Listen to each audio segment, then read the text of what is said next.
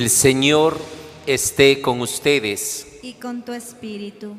Proclamación de la buena nueva de nuestro Señor Jesucristo, según San Juan.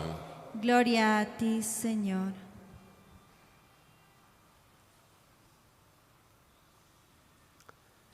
En aquel tiempo, después de lavarles los pies a sus discípulos, Jesús les dijo: Yo les aseguro, el sirviente no es más importante que su amo, ni el enviado es mayor que quien lo envía. Si entienden esto y lo ponen en práctica, serán dichosos. No lo digo por todos ustedes, porque yo sé a quienes he escogido. Pero esto es para que se cumpla el pasaje de la Escritura que dice: el que comparte mi pan me ha traicionado. Les digo esto ahora, antes de que suceda, para que cuando suceda crean que yo soy. Yo les aseguro, el que recibe al que yo envío, me recibe a mí, y el que me recibe a mí, recibe al que me ha enviado. Palabra del Señor. Gloria a ti, Señor Jesús. Tengan la bondad de tomar asiento.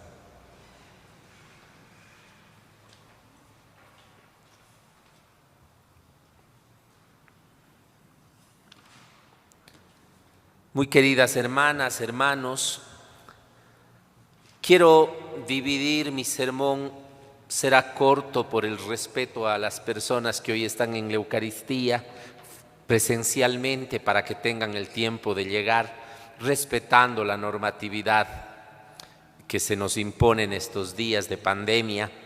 Quiero dividirlo en dos partes, y la primera va a ser muy corta.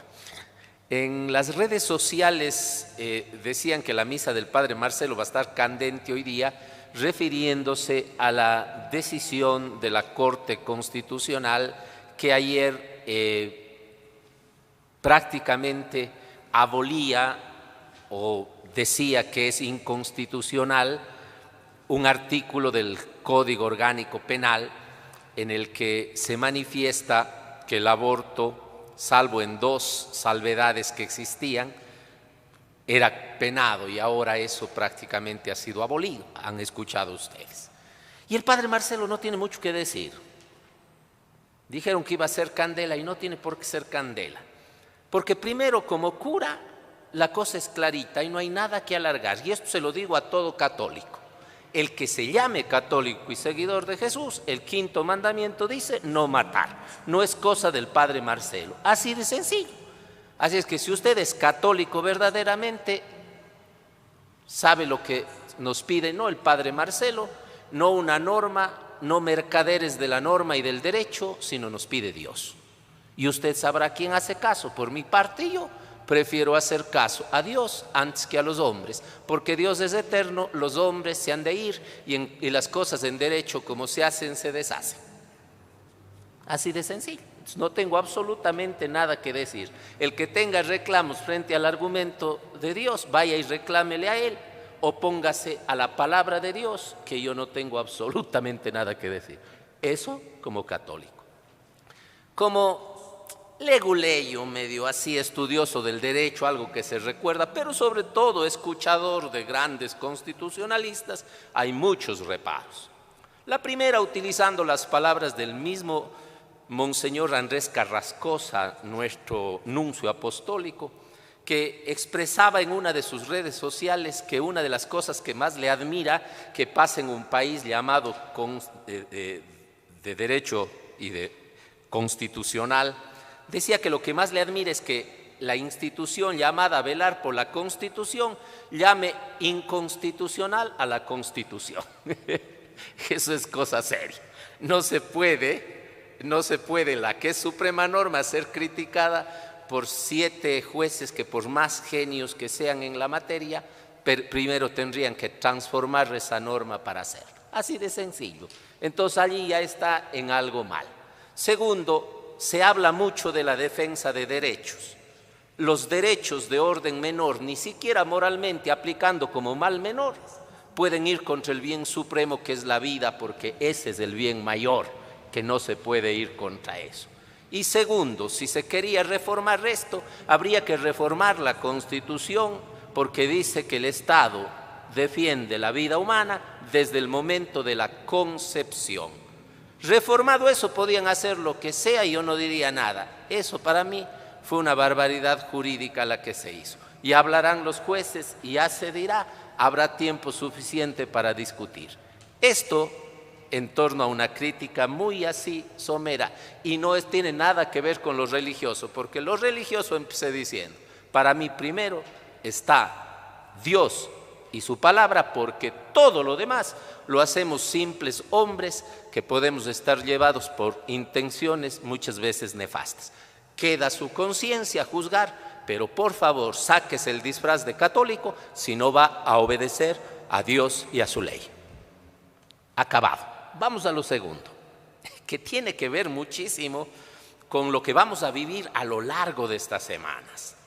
En estas semanas vamos a reflexionar 5 capítulos del Evangelio de Juan que transcurren en torno a la última cena. Es como la última enseñanza que Jesús va dando a sus discípulos antes de irse, porque Jesús sabía que para los discípulos del Maestro no van a venir tiempos fáciles, que si a Él, que era la verdad, le crucificaron, a sus discípulos que no somos la verdad, sino que tratamos de decir la verdad, y eso también a veces mentimos, ¿no es cierto? Nos iba a venir más fácil. Aquel que es el perdón, aquel que es la justicia, aquel que es el amor puro, fue condenado a la cruz, mucho más los otros. El asunto no está en evitar eso, el asunto está en más bien hacer lo que Jesús nos mandó a hacer en este mundo. Y frente a ello, la enseñanza primera que surge en el Evangelio de Juan hoy es precisamente la invitación al servicio.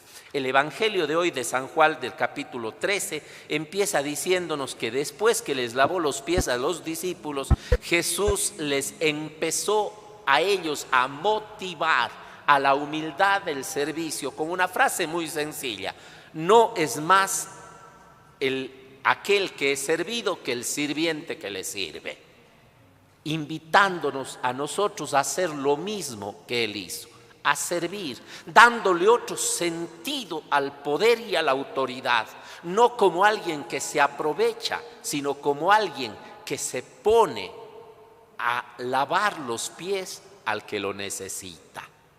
Ese es el gran mandato de Cristo.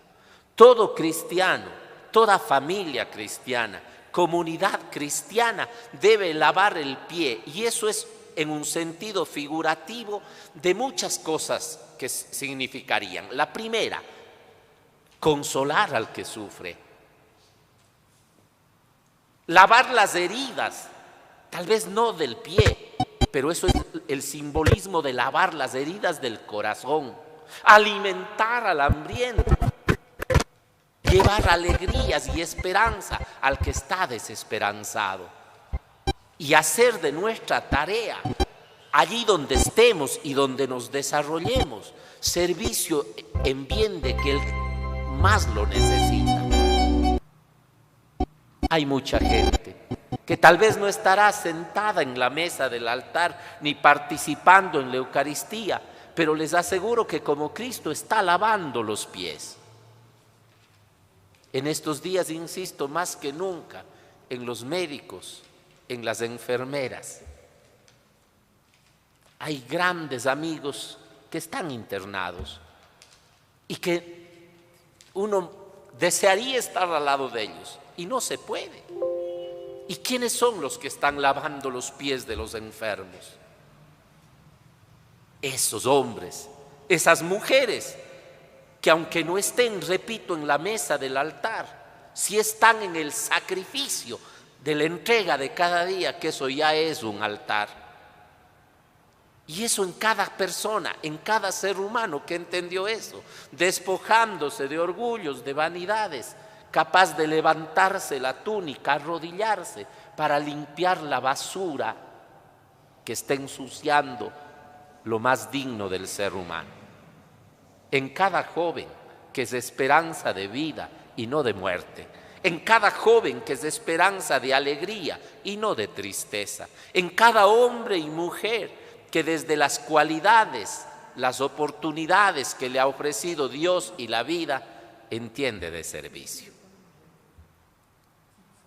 No creernos más que nadie. A veces puede pasar que cuando tenemos 2 realitos, 2 centavitos, digamos, porque eso de reales entendemos solo los viejitos, los jóvenes no entienden esa expresión mucho, digamos 2 centavitos, no como la canción de JJ, 5 centavitos, sino 2 centavitos nomás. Cuando tenemos 2 centavitos de conocimientos, de salud, de juventud, de autoridad, de dinero, a veces nos inflamos como pavos reales y empezamos a menospreciar, a maltratar y a querer que el resto nos hagan las venias. Y hoy el Señor dice, el sirviente no es más importante que su amo, ni el enviado mayor que quien lo envía. Si yo, está diciendo Jesús, que soy el enviado de Dios, el Hijo del Padre, hecho esto, ustedes pueden hacerlo también. Aprendan de mí la humildad, la sencillez, la entrega, la generosidad. Pero es hermoso como termina Juan diciendo esto. Si hacen eso, serán dichosos. ¿Saben por qué? Porque en esta vida es alegre el que se sabe con un lugar para servir. Hay que seguir trabajando por Dios, por el reino, se los decía ayer a muchos amigos. Hay que seguir luchando por la vida, por la alegría, por la esperanza, por la familia. Sí, ahí está el servicio. El día que todo fuera perfecto y este mundo fuera el cielo, se acaba el trabajo para el cura, tendría que buscar otro trabajo. Y lo mismo le digo a usted, el día que en su casa ya todo esté hecho, entonces ¿para qué vive? El día que ya no hay un hijo a quien servir, empieza la tristeza y la depresión. El día que no hay un esposo, una esposa, aunque sea para pelear, se vive soledad y tristeza en la casa. El día que no hay un padre y una madre a quien obedecer, aunque a veces ingenuamente reprochemos todo pensando que los amigos quieren más bien para nosotros que nuestros padres, estamos fritos. Por favor, el que hace eso será dichoso. Hagámosle caso. Cierto es que no todos van a entrar en esta onda. Jesús no pudo, siendo el único justo, siendo el único bueno, el único veraz, empecé diciendo, no pudo. Entre el grupo había un Judas, como lo habrá en la iglesia, como lo habrá en la familia, como lo habrá en la sociedad, como lo habrá en el mundo. Gente que traiciona los valores, los principios, gente que se traiciona su propia conciencia, gente que traiciona a Dios. Habrá un Judas. Jesús no pudo con todos y por eso había un Judas allí también al que le dice, no digo por todos porque sé que aquí hay un hito que no, pero no le achaca. Lo único que le está tratando de hasta el último hacer tomar conciencia, que él también está invitado a servir, que él también está invitado a la humildad, a encontrar un sentido en su vida, en el trabajo, a repetir lo que el Maestro hizo, entregar su vida para que tengamos vida. Hoy hay hombres y mujeres que llevan la presencia de Dios. Jesús dice, el que recibe al que yo me envío, me recibe a mí. Y el que me recibe a mí, recibe al Padre. ¿Con qué facilidad el mundo rechaza a Dios?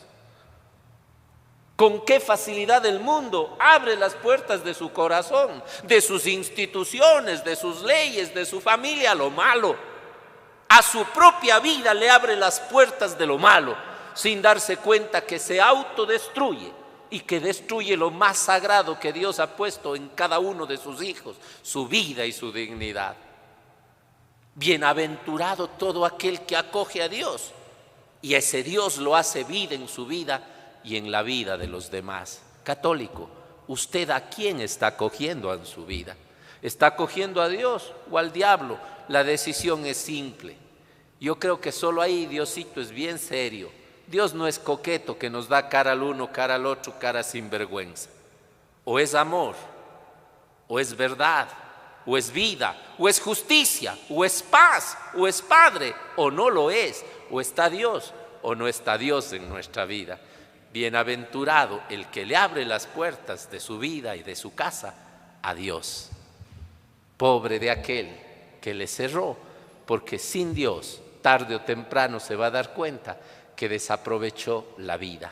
Esta vida que hoy más que nunca nos damos cuenta que es tan frágil y que se nos va tan rápido.